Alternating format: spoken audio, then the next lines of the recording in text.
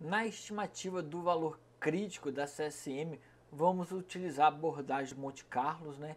Que vocês já devem estar expert na abordagem dela. Qual é a ideia geral? Vou gerar várias amostras, né, da CSM na hipótese nula, né? Ou seja, considerando a ausência do nosso sinal, e a partir disso vou obter um valor, né, que eu tenho o nível de significância alfa. Então, na nossa simulação, nós vamos ter o parâmetro de alfa, que é o nosso nível de significância, o número de valores da CSM que eu vou gerar, né? Ou seja, o número de experimentos que eu vou realizar, né? Que é o número de amostras da CSM, e também a CSM, como nós vimos, ela tem como parâmetro o número de janelas, né, que eu utilizo nos somatórios dos cossenos, ou seja, a quantidade de ângulos que eu utilizo para estimar a nossa CSM. Então, como parâmetro inicial do meu código, que isso já internamente, né, do meu código do valor crítico, é o tamanho da nossa janela.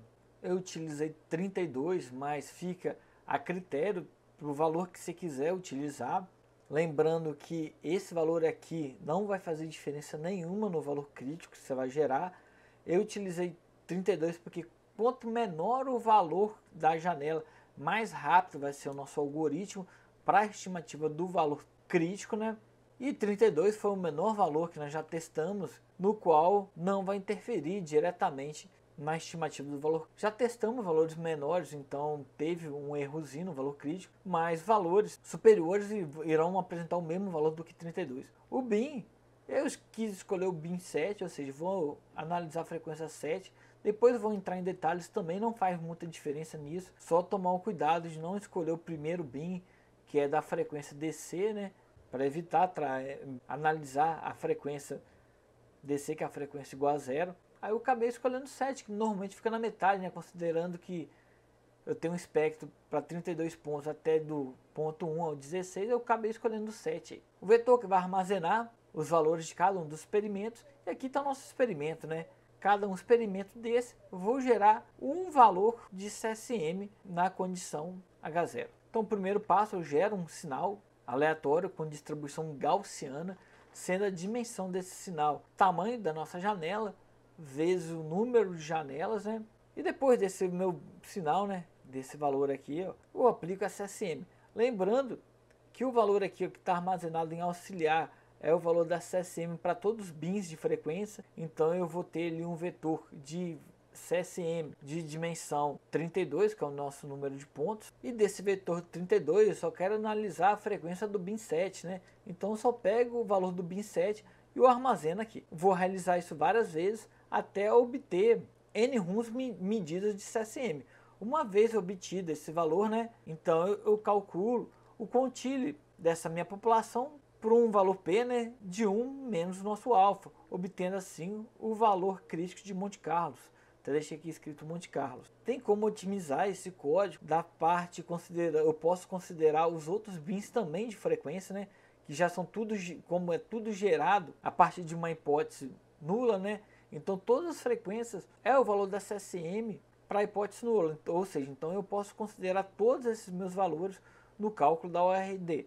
Mas eu não quis fazer isso, mas fazendo isso nosso algoritmo fica muito mais rápido, converge para um valor próximo do teórico mais rápido. Então fica aí uma dica, caso queira otimizar isso. E além disso, a nossa CM também ela é definido o valor teórico dela, né? Então nessa funçãozinha eu coloquei como obter um valor teórico dela. Na verdade, por meio desse valor teórico eu nem precisaria de fazer essa simulação, sendo que o valor teórico, né, da nossa CSM, ela segue uma distribuição Q quadrada com grau de liberdade igual a 2, dividido por 2 vezes o nosso número de janelas aqui. Então é a distribuição teórica da CSM. Uma consideração importante desse valor teórico, que essa distribuição só faz sentido para M maior do que 30, isso se deve ao fato que essa consideração que o nosso sinal tem essa distribuição Q quadrada se deve ao fato que eu tenho um somatório dos meus cossenos e dos meus senos, e esse somatório é o somatório de variáveis com distribuição uniforme, e na medida que eu começo a aumentar o número de elementos desse somatório, essa minha distribuição tende a uma gaussiana.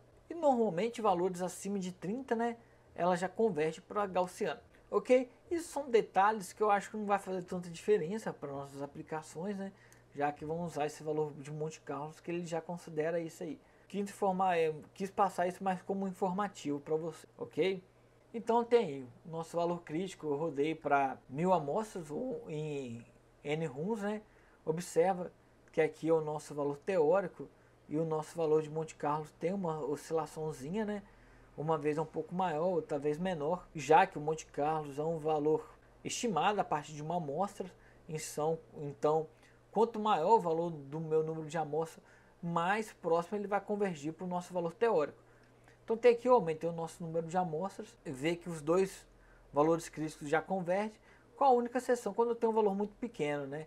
Que aí já é mais problema do valor teórico, devido à convergência do somatório que eu mostrei para vocês de funções uniformes, existe um erro aí para o caso do número de janelas pequenos aí, beleza? Então na aula agora eu mostrei como que se obtém o valor crítico da CCM por simulação de Monte Carlo ou teórico também. Na próxima aula nós vamos verificar como eu realizo a detecção de um sinal senoidal em um ambiente ruído. E na próxima aula nós iremos ver como que eu faço para detectar um sinal senoidal em um ambiente ruidoso. Beleza?